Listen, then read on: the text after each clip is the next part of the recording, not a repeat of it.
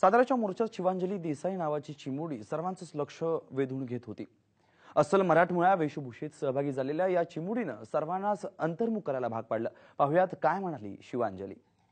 माझं नाव शिवांजली जनार्दन देसाई। अखंड महाराष्ट्राचे आराध्य दैवत राजा श्री शिवछत्रपती शिवाजी महाराज यांना माझा मानाचा मुजरा। मोर्चासाठी उपस्थित असलेल्या माझ्या बंधू आणि भगिनींना माझा नमस्कार। एक काळ असा होता की त्या काळात आम्ही आमच्या नवीन पिढीला आत्मविश्वासाने सांगत होतो की हे शिवरायांचे स्वराज्य आहे, मराठ्यांचे राज्य आहे। येथे कधीही कुणावर अन्याय किंवा अत्याचार झालेला नाही। आणि आत्ताच्या पिढीला असे सांगावे लागते की आपण मराठा असल्यामुळे चांगल्या शाळेत, कॉलेजमध्ये किंवा सरकारी नोकरी यापासून लांब राहावे लागते। याचे एकच कारण आहे, मराठा आरक्षण। आज या समाजामध्ये माझे असंख्य बांधव अॅट्रॉसिटीच्या खोट्या केसेस मध्ये अडकलेले आहेत। या अॅट्रॉसिटीच्या कायद्यामधून बदल होऊन होणारे अन्याय थांबले पाहिजेत। आज माझे वडीलधारी शेतकरी आत्महत्या करतात। हे जर का थांबवायचे असेल तर शेतकऱ्यांच्या मालाला योग्य भाव मिळाला पाहिजे। आणि येथे अनेक लोक भाताला अखंड राहण्यात यशस्वी ठरलो आहे। पण आजकाल ही अवस्था, जातीभेदावर किती बेकारी वाढलेली आहे। बीसी, ओबीसी, ईबीसी, एससी असे किती जाती वर्ग काढल्यात हो। मग मुलांना शाळेत प्रवेश, आणि शाळेत प्रवेश मिळाला तर पुढे काय? ते म्हणतात ना, जात नाही ती जात, पण तीच जात माणसाला जन्मताच चिकटलेली असते। जन्म झाल्यावर दवाखान्यात नोंद करताना हिंदू धर्माबरोबर पोटजात ही लिहावी लागते। एकदा काही पोटजात लिहिली की त्या मुलाचं भवितव्य त्याच जातीच्या हातात असते असे वाटते। आपल्या समाजात किती लोक शिकल्यात हो, आणि त्यातील किती लोक सरकारी नोकरी करतात? याचे खरे कारण आहे मराठा आरक्षण। पण कोठे आहे हे मराठा आरक्षण? कोठे आहे? मराठा समाजाला आरक्षणच नाही।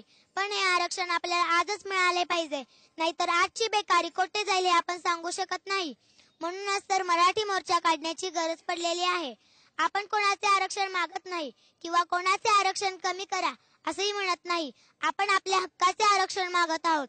महाराष्ट्रात राहून मराठ्यांनाच आरक्षण मागावे लागते, हेच एक दुर्दैव आहे। मराठ्यांच्या राजधानीत आपण एक शपथ घेऊया की इतकी आंदोलन, मोर्चे करून सुद्धा आपल्याला आरक्षण मिळणार नसेल तर ज्याप्रमाणे शिवरायांनी औरंगजेबासारखे दिल्लीतील अनेक तख्त उखडून काढून अटके पार झेंडा फडकवला, त्याचप्रमाणे महाराष्ट्रातील तख्त उखडून काढून आम्ही स्वराज्य निर्माण करू। आता तुम्हाला असा प्रश्न पडला असेल की आपला समाज कोठे मागे पडत आहे? ते बरोबर आहे, आपला समाज मुळीच मागे पडत नाही, तो तर एक सर्वत्र अग्रेसरच आहे। आपल्या समाजात अनेक मराठा तरुण तरुणी आहेत की ते मेरिट लिस्ट मध्ये आलेले आहेत, पण त्यांना नोकऱ्या नाहीत। याचे एकच कारण आहे, मराठा आरक्षण। आरक्षणाच्या नावाखाली अपात्र लोकांना नोकऱ्या दिल्या जातात, नकळत देशाचे भवितव्य त्यांच्या हातात दिले जाते। हे बरोबर नाही। आपल्याला आजच आरक्षण मिळाले पाहिजे, नाहीतर हा मराठा पेटून उठला की तो काय करू शकतो याची कुणाला जाणीव नाही। हे आपण इतिहासात पाहिलेलेच आहे, ते म्हणजे छत्रपती शिवाजी महाराज। 65 किलोची तलवार वागवतात, ते म्हणजे साजी।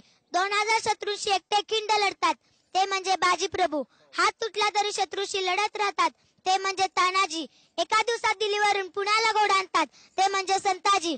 वाघाच्या जबड्यात हात घालून जबडा फाडतात, ते म्हणजे संभाजी। आणि या सगळ्यांना एकत्र करून स्वराज्य निर्माण करतात, ते म्हणजे छत्रपती शिवाजी महाराज। हा एकटा मराठा एवढं करू शकतो तर आपण तर किती जण आहोत? म्हणूनच तर म्हणले जाते, एक मराठा लाख मराठा, खूप लढले मातीसाठी, एकच लढला जातीसाठी। उठ मराठा जागा हो, मोर्चाचा तू धागा हो, तुमचे आमचे नाते काय, जय जिजाऊ जय शिवराय। जाताना मी एवढंच सांगू इच्छिते, चुकत असेल तर सत्याची वाट दाखवा, आणि नडत असेल तर मराठ्यांची जात दाखवा। धन्यवाद। एकच चर्चा मराठी क्रांती मोर्चा, श्री शिवछत्रपती शिवाजी महाराज की जय। हर हर महादेव। धन्यवाद।